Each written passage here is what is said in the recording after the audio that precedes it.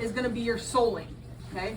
This is what we use for the bottom to do lifts. We do heel lifts, we do full shoe lifts, depending if there's a leg length discrepancy, okay? And there's different densities of this foam. So if you guys wanna feel it, you can feel this foam right here and how stiff and rigid this is, okay? And then this foam right here. Everybody come feel it. Because when I say to use a dense foam, y'all need to know what to use. Which is wedge? The round one is gonna be the more dense, rigid ones. And the white one is thick though. This one's a little softer, okay? Sometimes we call the white one cloud foam, okay? It's just a higher density. This usually, the brand is called Soleflex. I don't know what this one is. Yeah, this is Soleflex. So we use, it's called crepe, the type of foam it is for all this, okay? It's all crepe, just different densities of crepe. The one I'm gonna use for the heel lift, I'm gonna use this more rigid stuff, and then we'll go from there. So, yeah. Can you use the other stuff on a heel lift, you're saying? You can, it depends on the patient. So your orthotist will tell you exactly what density to use. They'll say that they want a rigid foam. The densities are measured by durometer. So the higher durometer it is, the higher density it is. And they have, I mean, I can pull it up on SPS's website. There are so many different durometers of this foam. Usually clinics will have a low density, a medium density, and a high density. And on the sheet that they give you, they will tell you which one they want, okay? The lower density is gonna give you more cushion. Patient's gonna push down on it more. This is going to really, the higher density is gonna really keep that foot planar flexed, okay? So just all patient dependent on what they want, okay? So we're gonna use this first, heel lift. Keep calling it shoe lift, it's not shoe lift, it's heel lift. We take this material, our heel lift is usually gonna go to the midpoint of the shoe, okay? So about right here, all right? Right where that heel ends, all right? So if I were doing this, I would put the shoe right on the edge. We try to save as much of this material as possible. We do not be wasteful, okay? When you guys did your inserts, y'all were pretty wasteful with that tri-lane, all right? Try to be a little more, not as generous on your sizing, okay? Try to get it a little bit closer to size. Don't cut it in a circle. Cut it in a square, that way the next person can come behind you and cut their square out, and then you shape it afterwards, all right? Yeah, because on the video, the guy was using like a big old piece. It's like hanging out the sides, like. Yeah, that's wasteful. That'll get you fired. All right, so, you guys use the bandsaw yet? I haven't had you guys use it yet, right? So. All right. So this is usually cut on the bandsaw, this higher density foam, especially with it this thick, because the knife is just, it's gonna take too much time to get into it. So this will be your first time using the bandsaw, so we'll have you do move. Check the height of the blade. Check the height of the blade.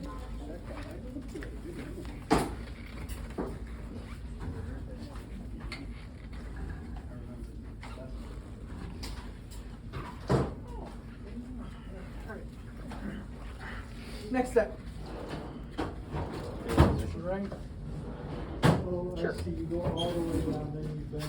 Next step. Just push it in. No, red button. Or Push the red it. thing. And then pull the red. Pull the red. Pull it. Pull Sorry. the red and push the.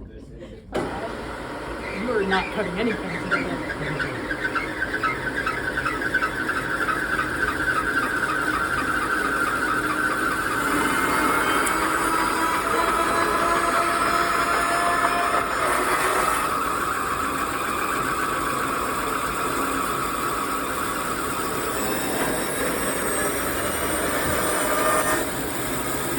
Now what do I do?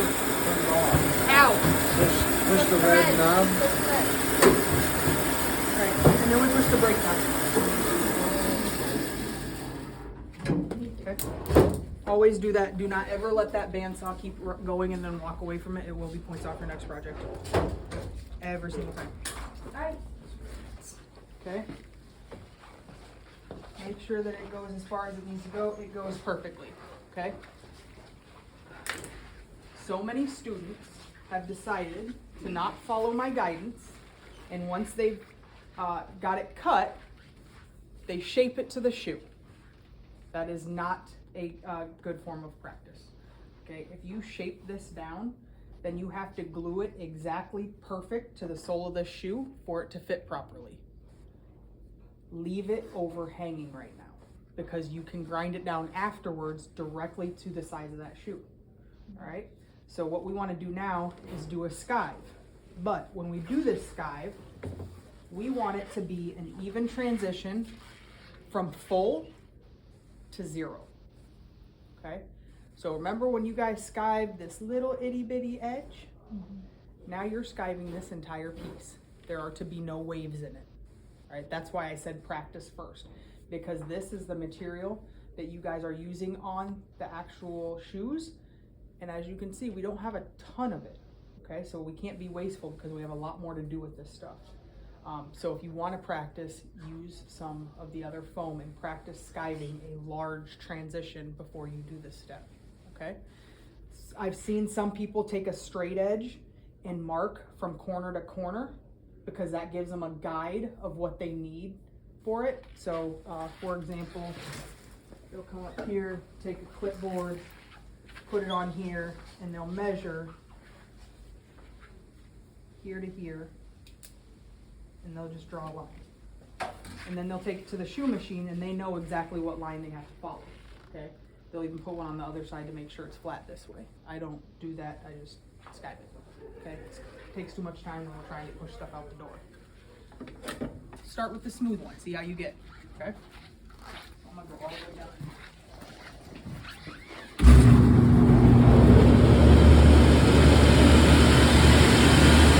I'm going to start at the end that I need to 0 out, and I'm going to get that 0 first. I always work backwards. I don't go from the top to the bottom. I always start at my 0'd out edge, because if I can get my 0'd out edge, it's much easier to transition into something that's not 0. Okay? So, what do you mean by that? So the edge that needs to be completely thin, Yeah. 0'd out, I start with that edge. So I'm going to 0 this edge out first and then work my way up.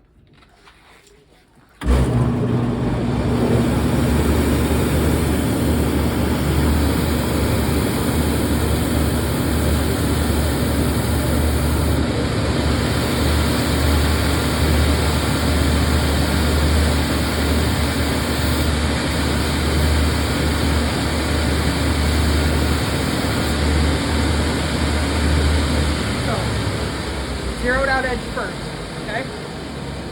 I didn't take it and round it or anything like that, just 0'd it out, okay? Now what I'm gonna do is I'm gonna work on that transition all the way up here, okay? I have to remember to keep it flat here, this way. It's gotta be flat, but it's also gotta be flat in this transition. I don't wanna see bubbles like this. I don't wanna see it dip down. I also don't wanna see it this way or dip down in there, okay? This should be all flat in all directions, all right?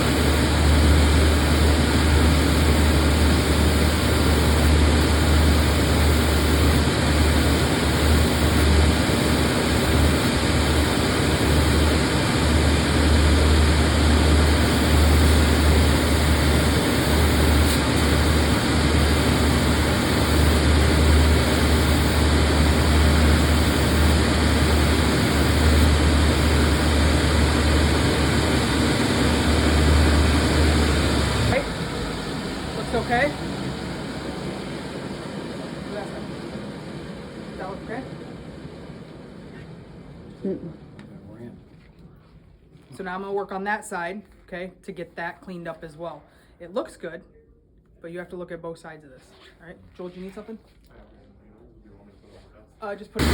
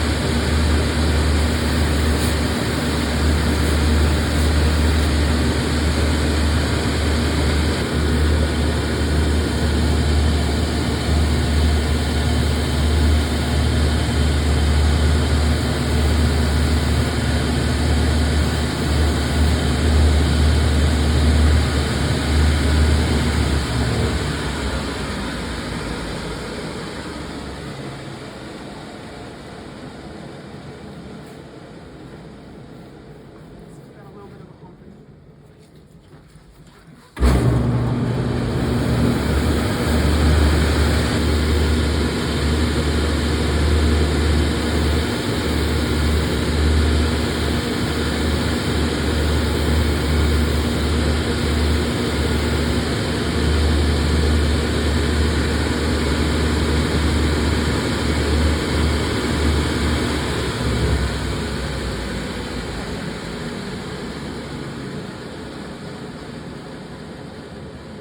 Yep.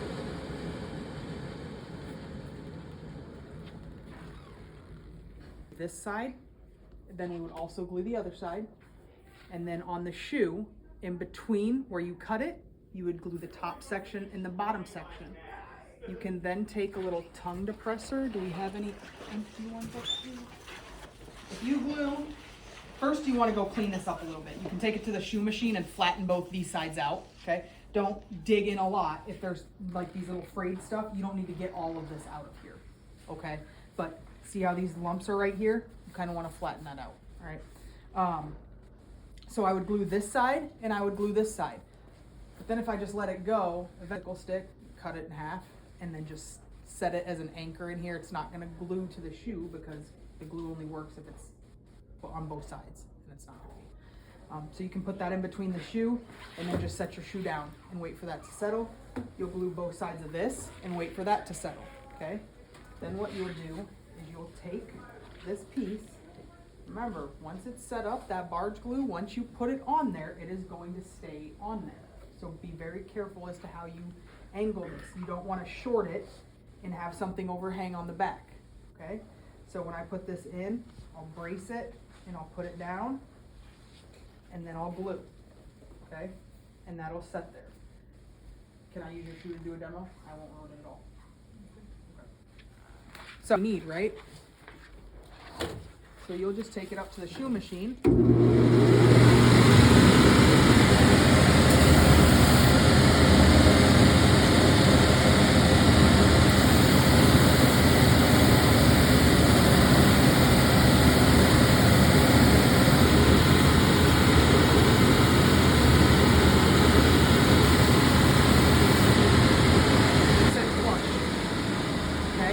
Will round and shape perfectly. So imagine this is glued in already. You can take the shoe machine dang near up to that sole, okay? When I grade these, I'm looking for a ridge. Is there a ridge between your shoe and the soling material that you put on there? Or is it a nice flush transition? A nice flush transition. It should be, yes. So that's what that's part of the grading criteria, okay? I'm gonna grade and make sure you're glued properly, okay? If you're not glued properly, this isn't going to work. It's just going to flap open. You shouldn't booger up the shoe, okay? If you hit the leather of a shoe, your patient then has to have a brand new shoe. It's showing, okay? It's got the smaller radius, okay? Another thing that